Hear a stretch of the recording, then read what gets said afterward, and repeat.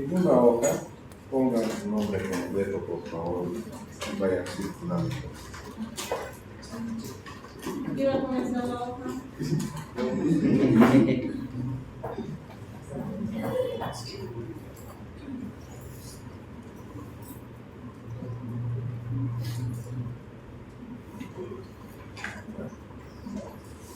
Bueno, primero, hagamos una recuperación de lo que hemos aprendido la anterior clase. En la semana previa revisamos lo referente a anatomía y fisiología renal y concluimos que la función renal se resume en 5 funciones, ¿verdad? De las cuales eran 2 clínicos y 3 eran puros estudios de laboratorio. ¿Cuáles serán esas funciones? Muy bien, uno es el filtrado glomerular, otro, Regulación de presión, muy regulación de bien, electrolitos, regulación de la presión arterial, regulación del medio interno o electrolitos, faltan 2. Regulación del estado ácido-base, falta uno más. Y el componente endógeno, que favorece la producción de EPO y forma parte de la activación del gas hidrógeno. Esas funciones no tienen que olvidarse. ¿Por qué? Porque en la práctica clínica diaria se evalúa esas funciones para ver cómo están funcionando los niños, ¿no? Ya que habíamos visto que a través del filtrado glomerular puede ser evaluado de manera indirecta con la orina, ¿verdad? Si no orinaba, significaba que no filtraba. Y si orinaba, pues que estaba filtrado. Entonces, indirectamente o clínicamente también podemos evaluar las funciones del riñón. Entonces, en esta oportunidad vamos a abordar lo referente al examen general. Primeramente, ¿qué es la orina? Es nada más un filtrado del frasco, ¿verdad? Y tiene por objetivo eliminar los productos de desecho del cuerpo.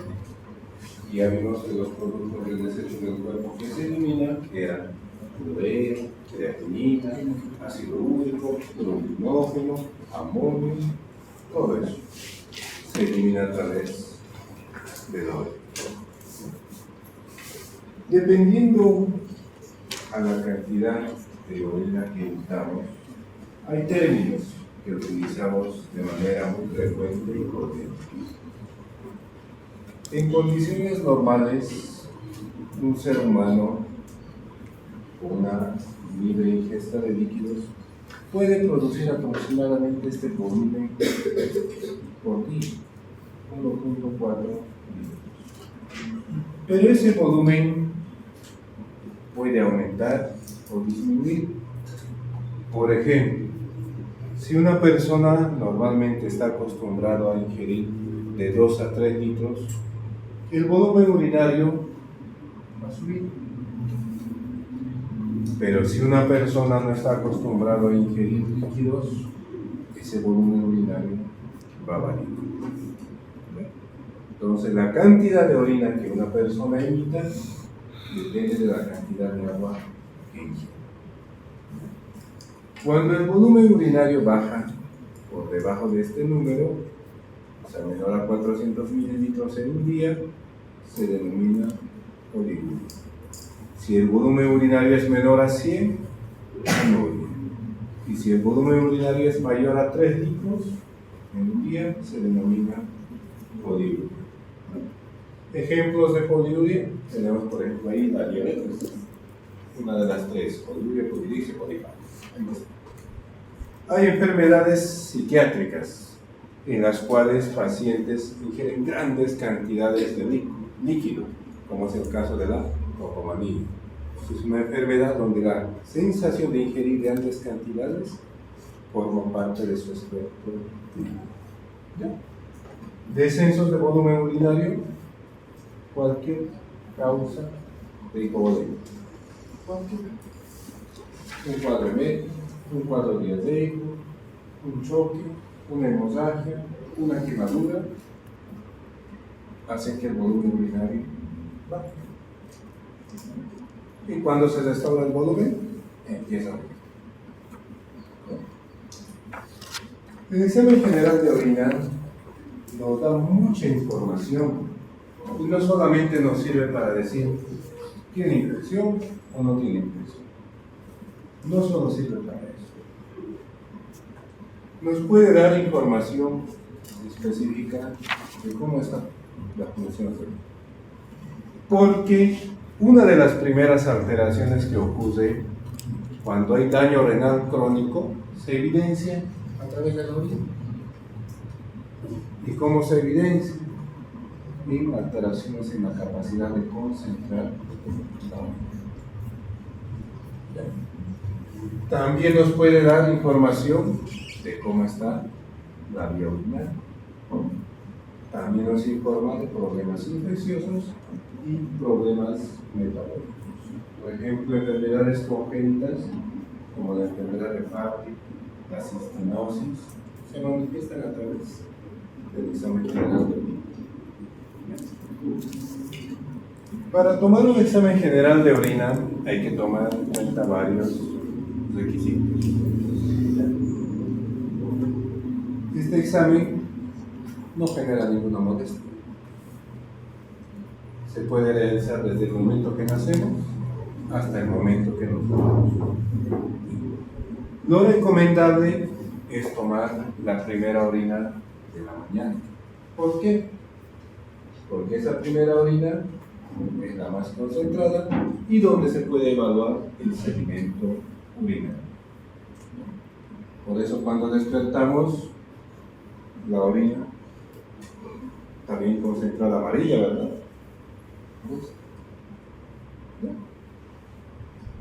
Lo recomendable es evaluarlo en la primera hora después de haber tomado la muestra. ¿Por qué? Si pasa después de ese tiempo, se puede contaminar. Las células, como los glóbulos blancos y glóbulos rojos, empiezan a alisarse y los cilindros se empiezan a descomponer. Entonces, la información que nos vaya a dar, si realizamos la evaluación 3-4 horas después, ya no es precisa y ya no nos va a dar tanta información. La literatura también recomienda o sugiere que también puede mantenerse refrigerado a una temperatura de 4 a 8 grados.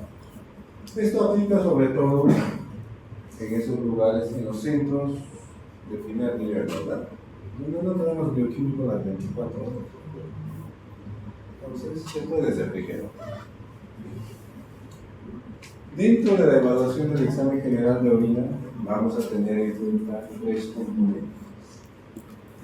Se evalúa 3 componentes: el examen físico, el examen químico y el examen microscópico. Esa es la secuencia: físico, químico y microscópico. Con respecto al examen físico, solamente evaluamos las características de la orina. ¿De qué color es? ¿Está claro? ¿Tiene un olor especial? ¿Cuánta cantidad está bien? Con respecto al examen químico, ahí evaluamos densidad urinaria, pH, proteínas, glucosa, cetonas, sangre, bilirrubinas, urinógeno y nitritos. Y el examen microscópico, como su nombre lo dice, a través del microscopio, ¿qué evalúa? Sedimento urinario, donde vamos a ver células, cristales y elementos nobles. Entonces ahí vamos con el examen físico. En el examen físico, las características de la orina generalmente tienen un color claro amarillo, y esto debido a la hipoplavia y a otros productos de desecho que da bilirrubina. Recuerden que parte del metabolismo de la bilirrubina es su bilinógeno, ¿no? Que se excreta a través de la orina y también ayuda en el color. La intensidad dependerá de la cantidad. ¿Qué quiere decir? Que mientras menor cantidad de orina tengas, mayor intensidad. Mientras menor cantidad de orina produzcas, más intenso. El color nos puede sugerir enfermedades, ya sean locales o sistémicas. Ahí tenemos, por ejemplo, el color turbio, sugerente de procesos infecciosos, principalmente. El color de aspecto lechoso se evidencia sobre todo cuando se toman muestras de orina en mujeres que ya cruzan la menopausia. Cuando ocurre la menopausia, hay algo que se llama resequedad vaginal, secundario a descenso de estrógeno. Pero una mujer de 45 años es libre de su actividad sexual, ¿verdad? Entonces, ¿qué utiliza? ¿O qué indicamos? ¿No? Lo indicamos cremas. Y eso puede cambiar el aspecto de la orina. También se puede evidenciar la orina de color café. Sobre todo cuando hay procesos de lisis. Mioglobinuria, mioglobinuria. ¿Dónde va a haber mioglobinuria? Cuando existe síndromes de aplastamiento.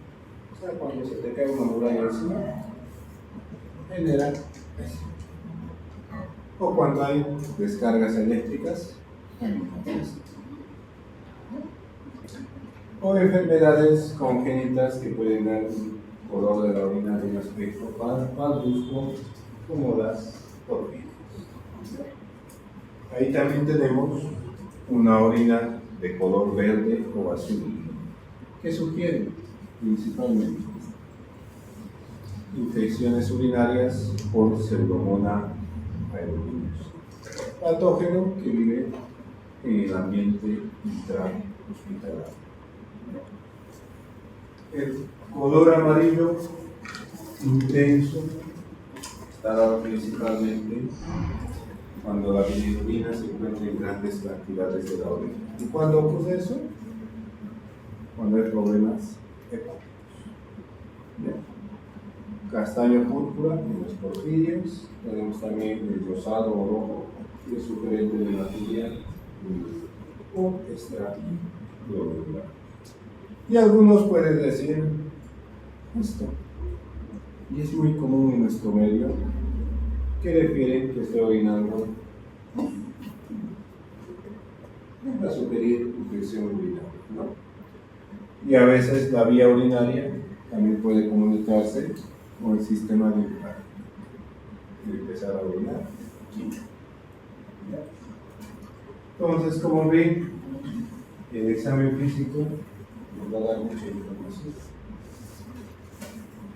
Dentro del examen físico, ahí tenemos el olor. El olor se refiere en la literatura, no tiene un olor, tiene un olor denominado surigénesis. Crecimiento bacteriano puede alterar el olor. Pero el olor no solamente puede cambiar por el crecimiento bacteriano. Por ejemplo, si uno ingiere grandes cantidades de alcohol, ¿por dónde creen que se elimina ese alcohol? No, es de la orina. Y la orina tiene un olor a alcohol. Pacientes con diabetes mellitus que tienen cetoacidosis tienen olor a frutas, la orina. Se está eliminando el excelente de la glucosa. Y ahí está.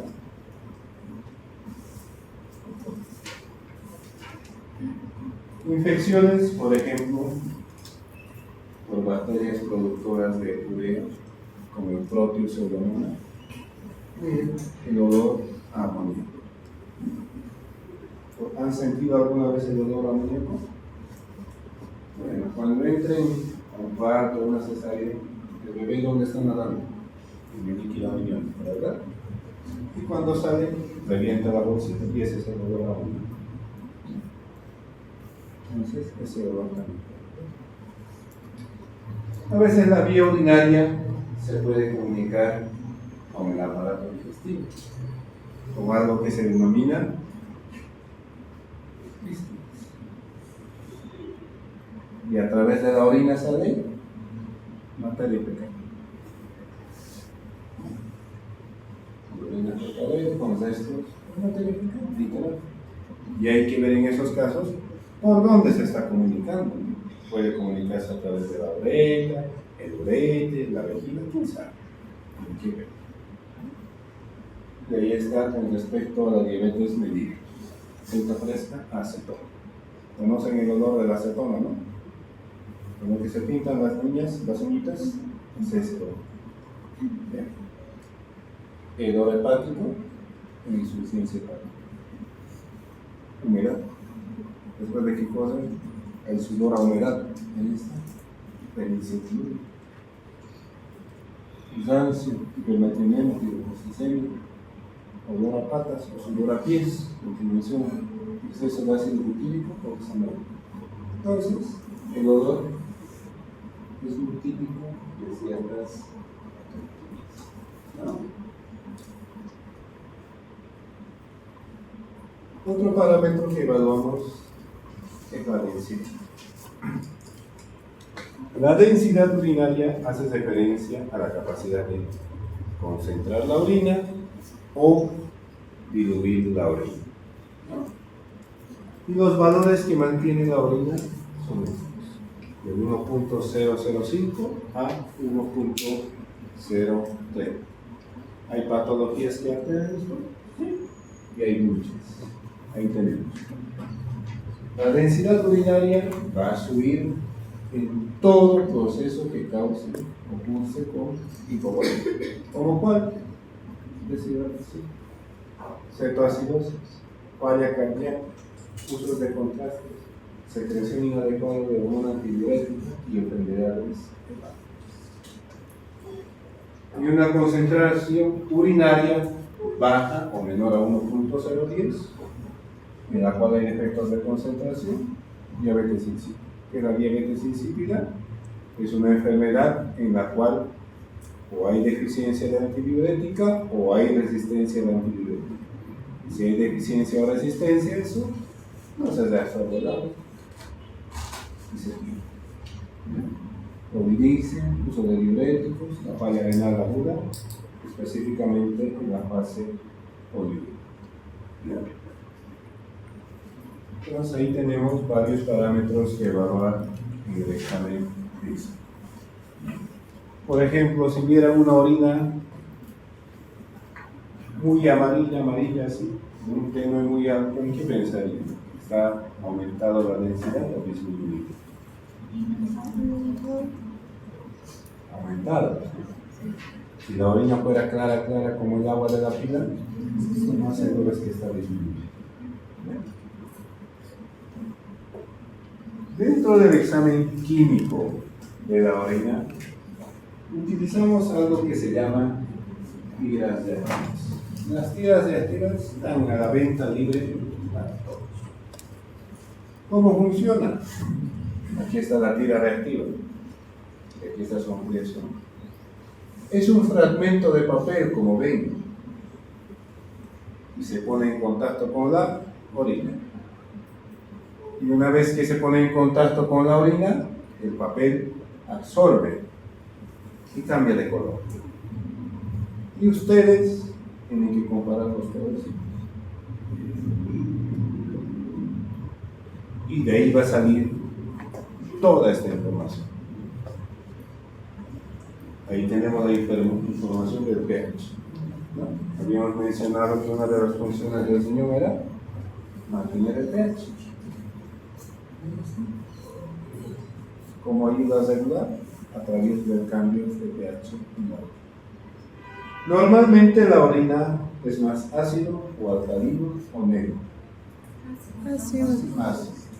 ¿Por qué? Porque cada día metabolizamos el organismo y el producto del metabolismo del cuerpo son los hidrogenios. Y eso tiene que salir por alguna parte del cuerpo. Normalmente el pH de la orina va a variar de 4.6 a 8 y regula o demuestra la secreción de iones de hidrógeno y la reabsorción de carbono. Estos cambios de pH en la orina pueden variar considerablemente.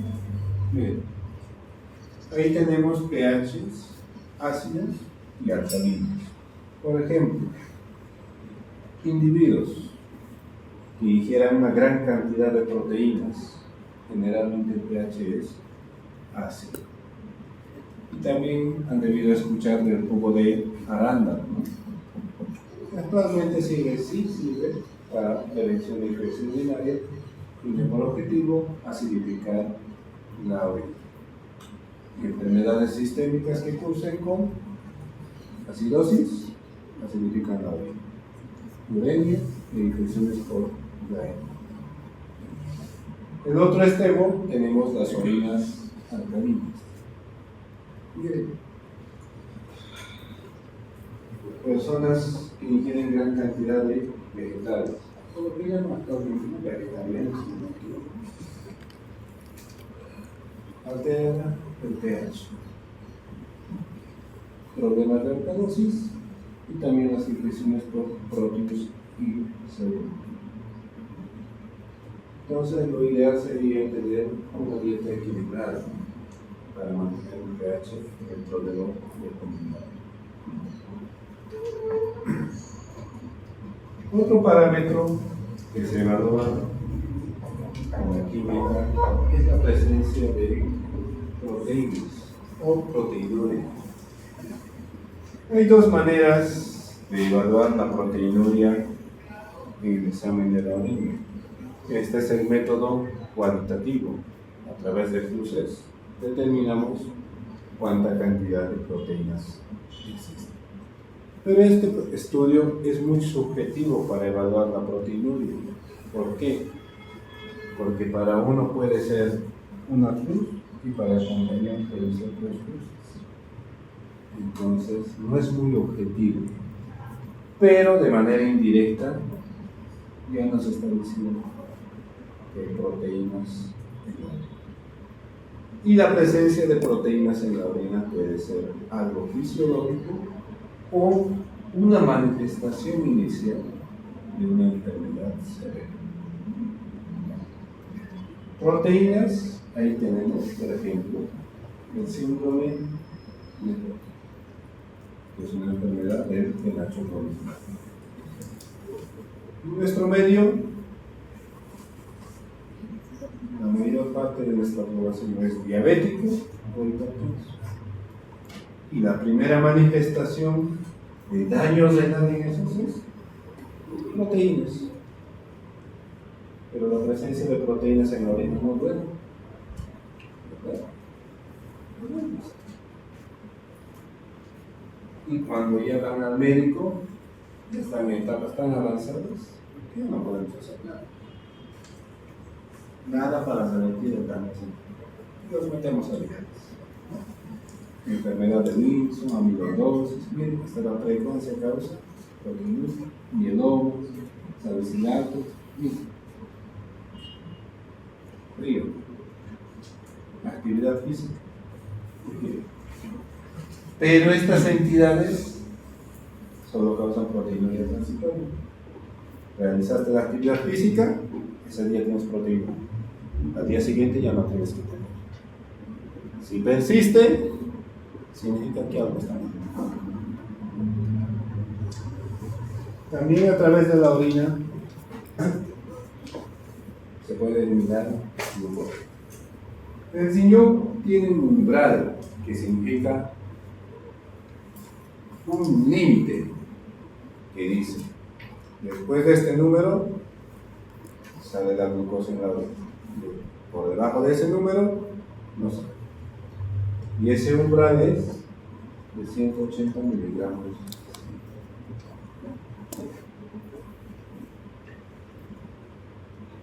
Pero hay patologías que pueden cruzar un glucosuria sin tener diabetes. Por ejemplo, después de una ingesta elevada de carbohidratos, después del ayuno, uso de esteroides, enfermedades que alteran la capacidad de reabsorción a nivel del túbulo proximal, cistinosis, metales pesados. Bien, durante el embarazo existe el glucosuria. Y tal vez sea esta una de las explicaciones porque una mujer embarazada el mayor día tiene que ser urinaria, ¿verdad? Y defectos congénitos en el metabolismo de galactosa, lactosa, fructosa, manosa y pentosa. Entonces la presencia de glucosa en la orina no siempre es sinónimo de diabetes mellitus. Puede haber otras cosas. También podemos evaluar la presencia de cetonas. ¿De dónde salen las cetonas?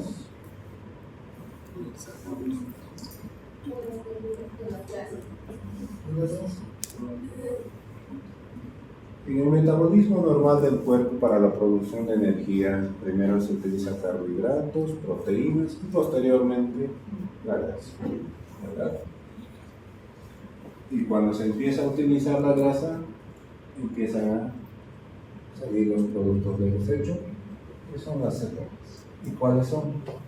El ácido acetoacético y el beta-hidroxibutírico. Valor normal, 0,5 a 3 miligramos de CO2. ¿Cuándo va a ocurrir esto? Inanición. Dietas con alto contenido de grasa. Sabemos que cualquier cuadro enteral que genere intolerancia a la vía láctea te deja en ayuno, y eso favorece el catabolismo. Hidrotoxicosis, intoxicación hepática, cetoacidosis diabética, ejercicio intenso y la presencia de hígado. Entonces son muchas entidades que pueden elevar los niveles de cetonas en la orina. También podemos evaluar la presencia de sangre en la orina. La presencia de sangre en la orina se denomina hematuria. Esta hematuria puede ser microscópica, que son mayores a 5 eritrocitos por campo, o vista o macroscópica, cuando son más de 5.000 eritrocitos por micrómetro. La presencia de sangre en la orina también puede ocurrir en condiciones fisiológicas y condiciones patológicas. Por ejemplo, ahí tenemos la fiebre que puede causar hematuria. Procesos infecciosos también de la vía urinaria. Hipertensión arterial, nefritis, infarto, tumores, trombosis, tuberculosis, trastornos urológicos, displasias sanguíneas y uso excesivo de anticoagulación puede causar hematuria. Entonces, como ven, una hipertensión arterial puede iniciar con daño renal a través de hematuria. Una nefritis o el lupus, si tiene afectación renal, empieza con hematuria. La tuberculosis también, las malformaciones renales igual. Entonces, hay muchas cosas. También nos puede ayudar a detectar la presencia de hemoglobina. ¿Y cuándo ocurre esto? Cuando hay lisis de las series O. Por ejemplo, todas las displasias sanguíneas o enfermedades de las series O, como las talasemias, que tienen una vida media más corta, hacen esto. y el producto resultante es la hemoglobina. Y ese producto sale a través de la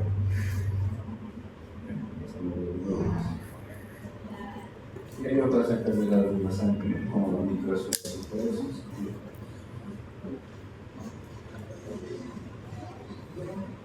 La mioglobina se encuentra ¿dónde?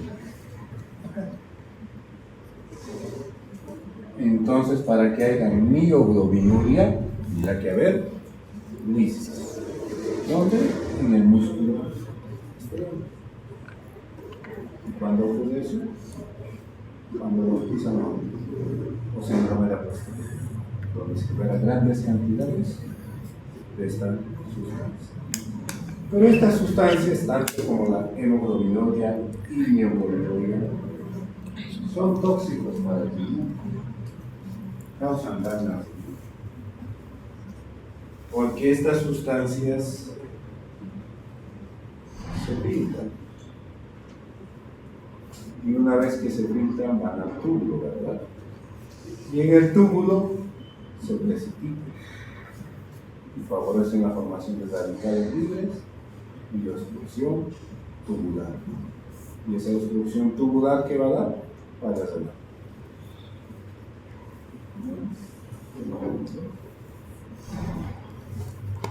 Y ahí está la mioglobina. Actividad física intensa después del ejercicio. Descargas eléctricas, traumatismos, infarto, hipertermia, miocitis, hipertermiosis. Todos esos pueden causar. El glóbulo hidrógeno es un producto de desecho del metabolismo de las bilirrubinas. Y una forma de eliminarse el producto de la bilirrubina es a través de la orina y el otro componente a través de la materia. Valores normales recomendados de 1 a 4 miligramos en un lapso de 4 horas. Esos valores, ¿cuándo pueden subir?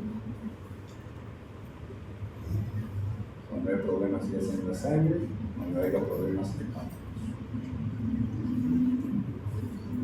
¿Y lo que más utilizan? Para la infección urinaria. Se puede determinar a través de la tira reactiva los nitritos. Los nitritos son el resultado del producto de las bacterias gram negativas que tienen unas enzimas que se denominan enzimas reductoras de nitrito, que transforman el nitrato en nitrito. Pero solamente lo producen las bacterias gram negativas. Y una infección urinaria puede ser causada por una bacteria gram positiva. Puede ser causada por un hongo, puede ser causada por un parásito, ¿verdad? Y por este motivo, el examen general de orina no diagnostica infección urinaria. Sugiere, puede ser que llegue, pero no diagnostica. Entonces los nitritos solamente son producidos por estas bacterias, por otras no.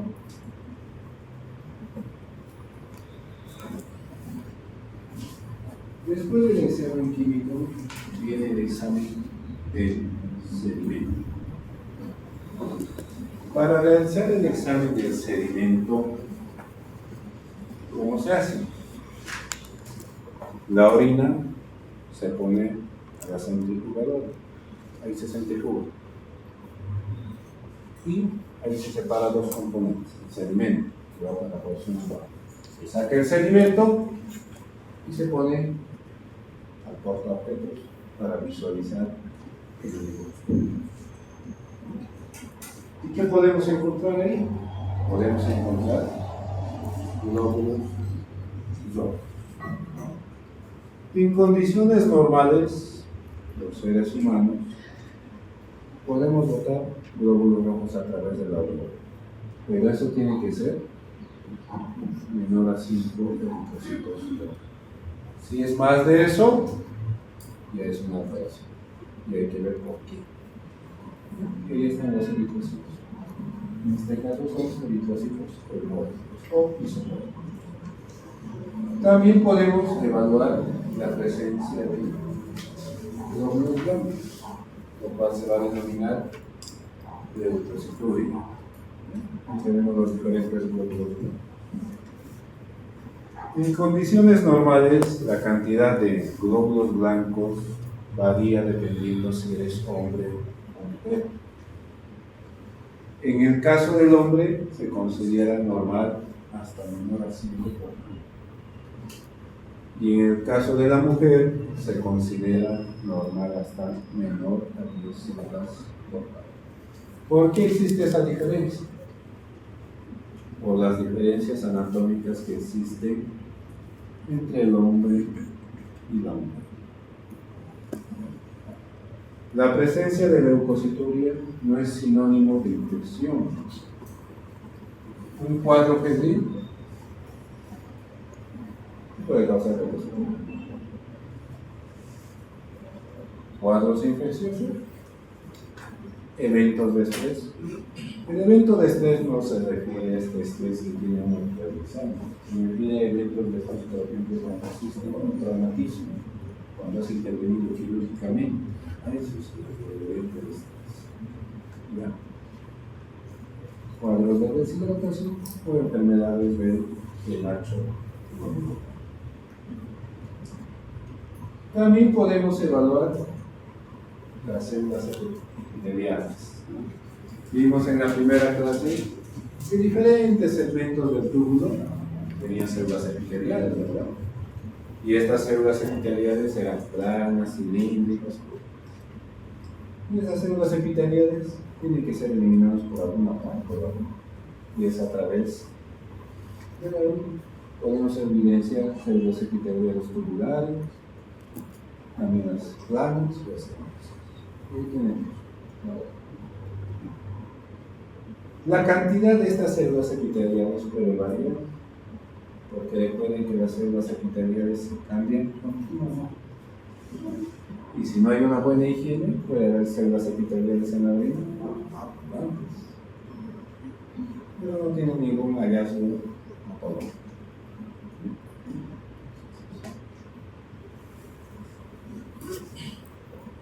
También, algo muy importante en el examen general de orina es que se puede evaluar los cristales, lo que se llama cristalografía.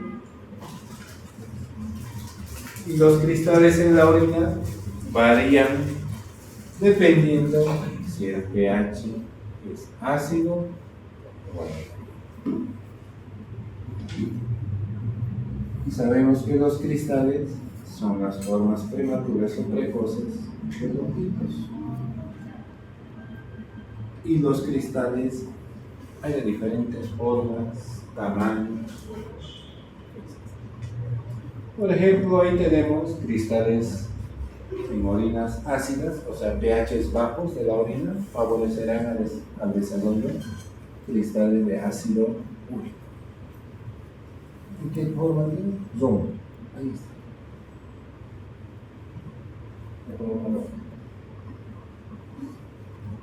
¿Quiénes van a tener?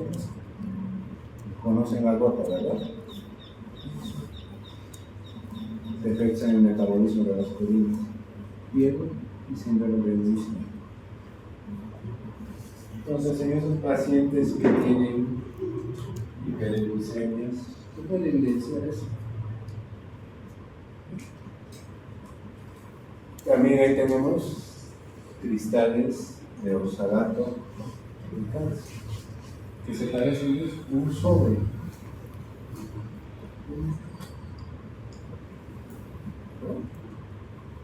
Se parece. Dietas altas en oxalato. ¿Qué alimentos tienen grandes cantidades de oxalato? Y lo ponemos cada día. Chocolate. Eso, chocolate. Tiene una gran cantidad de oxalato. Verduras también. intoxicación por etílico, diabetes, enfermedades hepáticas y bien. La vitamina C. Todo el mundo compra, ¿no? En la tiendita.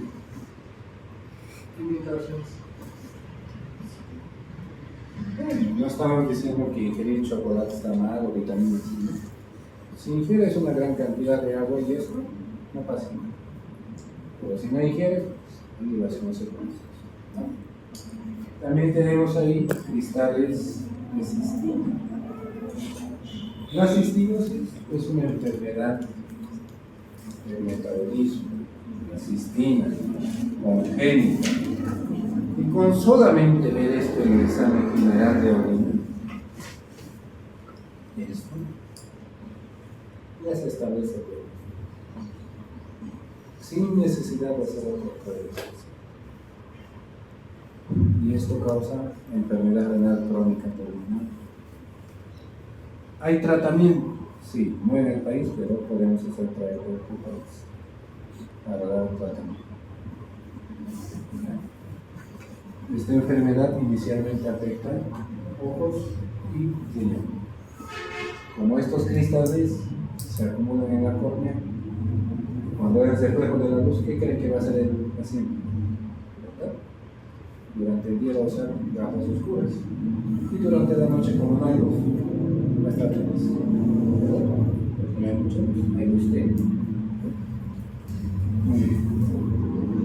Las orinas alcalinas o con pH alto también pueden generar, favorecer el desarrollo de cristales. Ahí tenemos, por ejemplo, de fosfato trítico. ¿Qué parece? Una caja de ataúd, ¿verdad?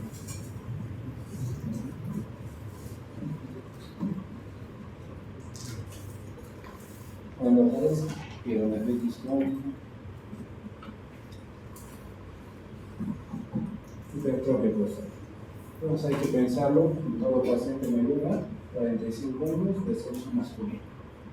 ¿No?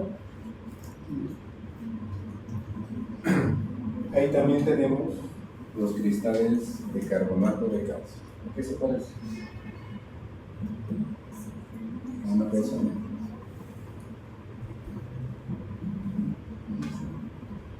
Similares a esferas o pesas de minas. Sobre todo ocurre cuando hay niveles de calcio elevados en la cornea. ¿Y eso cuando va así? Cuando hay hiperparatiroidismo, ¿verdad? También tenemos ahí las de fosfato calcio. Es una estructura similar a prismas largos y delgados. ¿Se imaginan que esto baje por la vía urinaria? Es un dolor. Cuando baja esto se llama cólico renal. Ocurre principalmente cuando hay niveles de fosfato en la orina muy elevados. Y eso es sinónimo de defectos del túbulo intestinal. Entonces, como ven, hay varios cristales. Hay más. Por ejemplo, medicamentos no pueden causar cristales. Y muchos medicamentos causan cristales. Por eso la recomendación siempre es, si ingiere medicamento, ingiera líquido para evitarse esto. También tenemos los cilindros. ¿Qué es un cilindro?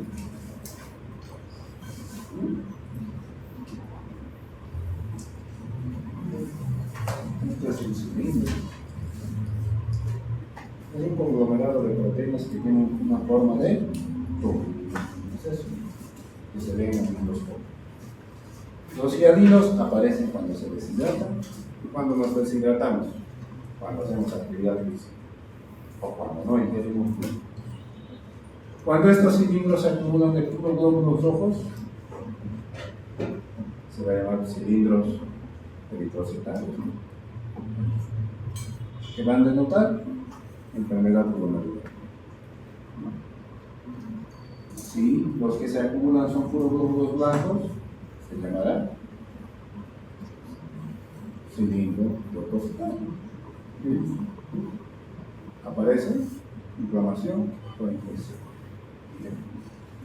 También tenemos ahí los cilindros granulosos, que aparecen principalmente en procesos inflamatorios del parénquima renal, y los cilindros serios. Estos cilindros serios son muy importantes, porque ¿dónde se observan? Insuficiencia renal crónica, hipertensión, amiloidosis, diabetes, inflamación, degeneración del penacho voluminoso. También se puede evidenciar eso, la presencia de bacterias, que puede ser sinónimo de contaminación o infección.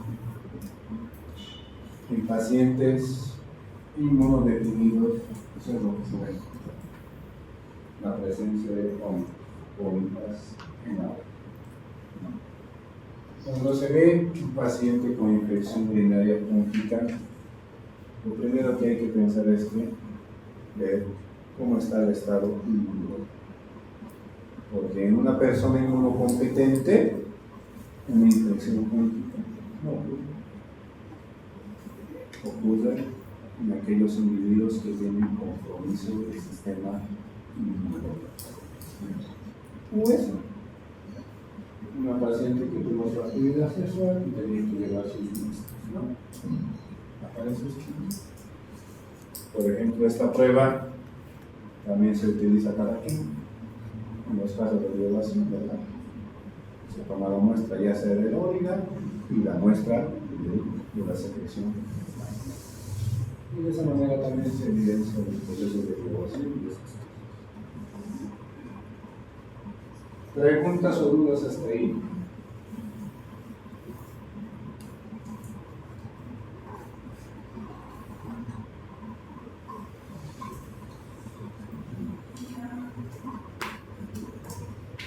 Entonces, al evaluar el examen general de orina, lleven una secuencia, ¿ya? El examen físico, químico y el sedimento. Siempre.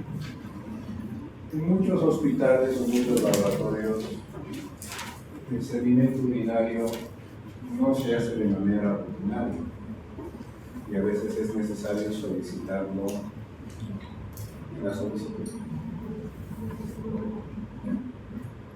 Aparte de esta información que hemos visto con el examen general de orina, nos puede dar mayor información, más cosas. Por ejemplo, el examen general de orina es el único estudio que te dice cómo está tu medio interno. Y ese medio interno varía cada día, ¿no? Dependiendo de qué comes. Por ejemplo, si uno ingiere una gran cantidad de sal, ¿por dónde cree que va a salir ese excedente de sal? A través de la orina. Aunque tú me digas, no comí, no ingerí nada de eso, el cuerpo no sabe. ¿Ya? Y así ocurre tampoco. Bueno, a ver, ahora practiquen ahí.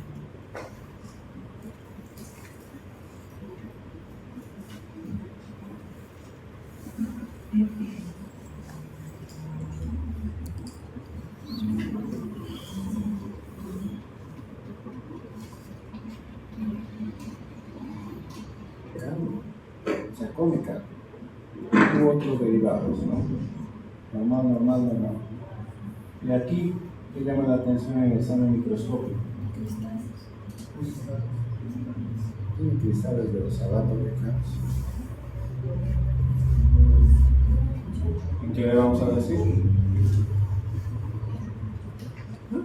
¿Qué le van a decir ustedes a sus pacientes si ven eso? Tome agua. Mucha agua. Y vemos en un mes. Si siguen, hay que empezar a estudiar por qué está así. ¿Ya? Ahora en el otro. Ahí.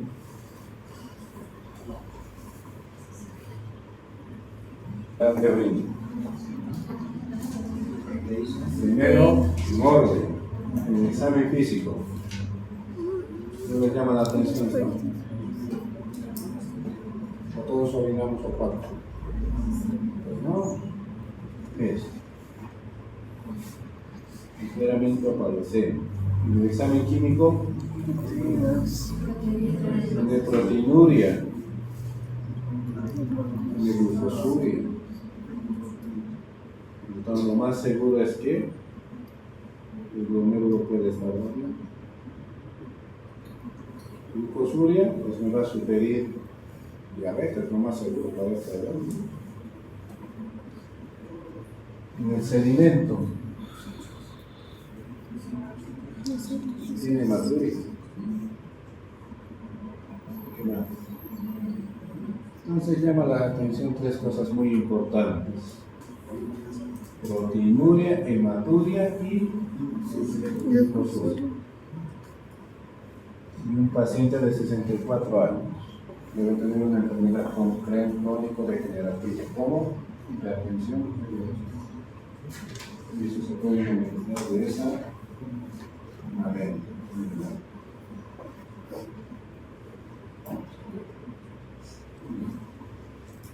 Y este otro examen general de orina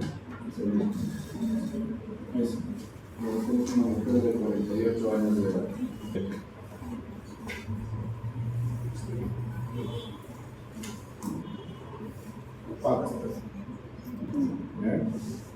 ¿Qué llama la atención?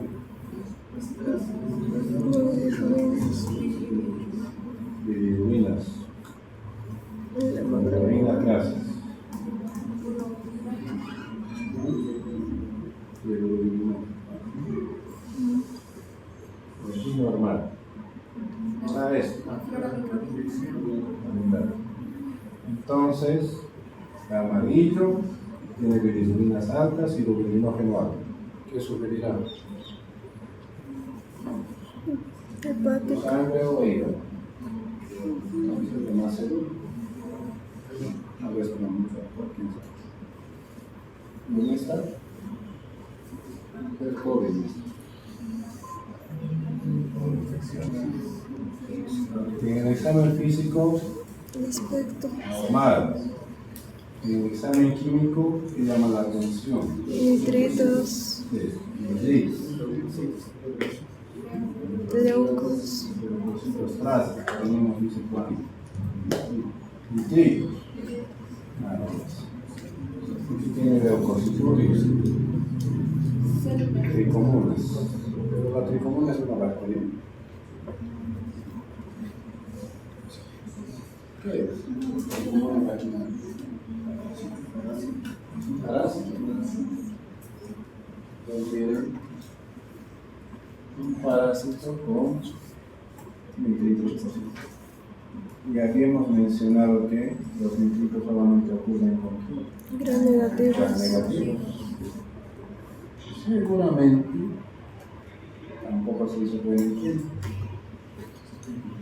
porque una tricomona no causa nitritos positivos. Esa más.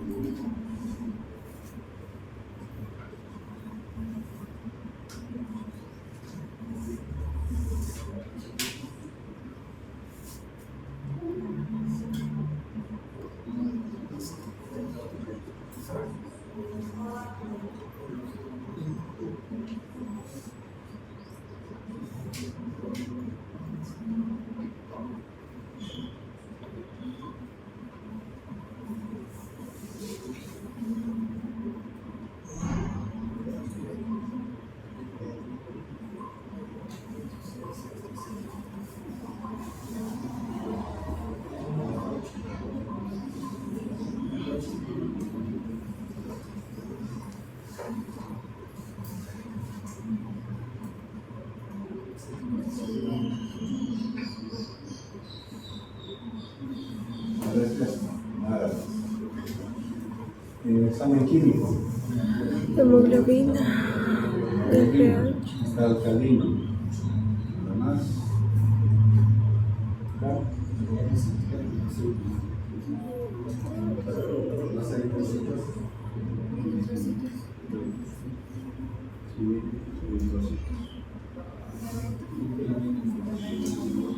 entonces este paciente tiene hematuria. Una piel. Tal vez, pero hay que ver ¿De dónde tiene la hematoma? Si será del riñón o de la vía urinaria. Puede ser una enfermedad convencional o puede ser una simple infección urinaria. Para eso tenemos que utilizar lo que ya sabemos, ¿no? La anamnesis. Para ver si tiene infección o tiene otra enfermedad. Eso sería. Para la próxima clase vamos a ver estudios de imágenes del mapa, o sea, la radiografía, ecografía doble, tal, resonancia magnética, medicina nuclear.